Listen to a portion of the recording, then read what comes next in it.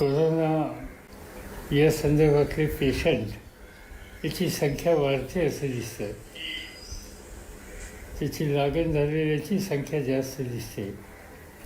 जमेची गोष्ट एकच आहे की लागण झालेल्या व्यक्तींना हॉस्पिटलची सेवा दिल्याच्या नंतर त्यातनं बरे होऊन घरी गेलेले नागरिकसुद्धा आपल्याला बघायला मिळतात. परंतु वाढती लोकसंख्या ही जसं म्हटलं तर चिंताजनक अशा प्रकारची गोष्ट आहे. विशेषतः पाश्चिमात्य देशामध्ये आपण इटली, अमेरिका, स्पेन या सगळ्या देशांच्या संबंधीची जी उदाहरणं बघतो ती अतिशय भयावह आहे. पण आपण त्या रस्त्यावर जायचं नाही हा आपला निर्धार असल्यामुळं जे काही सूचना आहेत त्या सूचनेची अंमलबजावणी आपण उत्तम रीतीने करूया.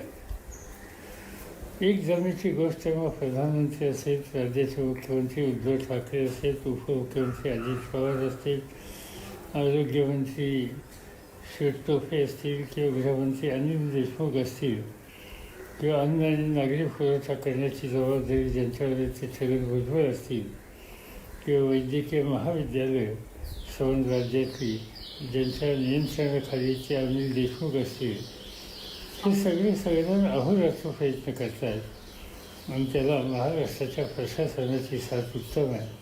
त्याच्यामध्ये मुख्य सचिव असतील, आरोग्य सचिव असतील, विविध अधिकारी असतील आणि प्रामुख्यानं वैद्यकीय क्षेत्रातले सर्व अधिकारी, डॉक्टर्स, नर्सेस, कर्मचारी, सपोर्टिंग स्टाफ हे अहोरात्र कष्ट करतात. आणि या लोकांना जो काही आधार द्यायचा, त्यांना मार्गदर्शन करायचं ते करण्याच्याबद्दलची काळजी घेत आहेत. आणि म्हणून या सगळ्याचं आपण मनापासूनचं अभिनंदनच केलं पाहिजे. परंतु सर्वांची स्थिती बघितल्याच्या नंतर काही गोष्टीच्या बाबतीत थोडासा आपल्याला गांभीर्याने विचार करायची वेळ नक्की आलेली. एक तर ज्या काही सूचना दिल्या त्यातले काही लोक पाळतात असं दिसत नाही. अजूनही आपण रस्त्यावर काही लोक तरुण विशेषतः फिरतात असं दिसतं. दुर्दैवानं पोलिसांना त्यांच्यावर कारवाई करण्याचा प्रसंग येतो.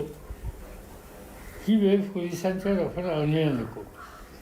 एकदा ठरलं ना की आता 2 आठवडे अजून आपण नाही बाहेर पडायचं म्हणजे नाही बाहेर पडायचं. अगदी मी सुद्धा माझ्या घराच्या बाहेर अजिबात पडलेलो नाही, कोणाला भेटलेलो नाही. जो काही सुसंवाद साधला तो दूरध्वनीमार्फत किंवा आत्ता आपल्याशी साधतो या माध्यमातूनच साधलेला आहे. वाचन करणं, लोकांना जे जे काही ज्या ज्या भागातून प्रश्न येतात त्याची टेलिफोनवर माहिती कळते, त्यांना योग्य प्रकारचा सल्ला देणं, मार्गदर्शन करणं, हेच काम मी अखंडपणाने या ठिकाणी करतो. पण हे करताना कोणाला भेटत नाही आणि बाहेर अजिबात जाण्याच्या संबंधीची जी खबरदारी घ्यायची न जाण्याची ती पूर्णपणानं पार पाडलेली आहे. एक गोष्टीच्या संबंधीची माझ्या कानावर तक्रार आली आणि ती तक्रार विशेषतः काही हॉस्पिटल्स, काही दवाखाने, डिस्पेन्सरीज ह्या काही वैद्यकीय क्षेत्रांनी बंद केल्या. कदाचित भीतीमुळे केलेले असतील. काही ठिकाणचे OPDमध्ये पेशंटला घेण्याच्या संबंधीचं बंद केलं.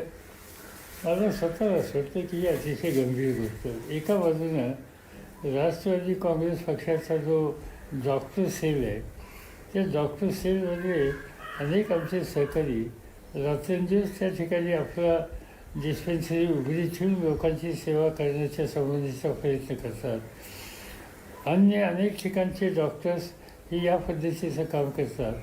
आणि दुसऱ्या बाजूला काही लोकांनी OPDच बंद केली किंवा पेशंटला घ्यायचं बंद केलं. हा विरोधाभास, हा काही योग्य नाही. आणि वैद्यकीय क्षेत्रामध्ये काम करणाऱ्या लोकांच्या एकंदर जी एक त्यांची प्रतिष्ठा आहे, त्यांच्याबद्दलचं रेप्युटेशन आहे, त्या सगळ्याला एक धक्का बसणारा अशा प्रकारचं आहे.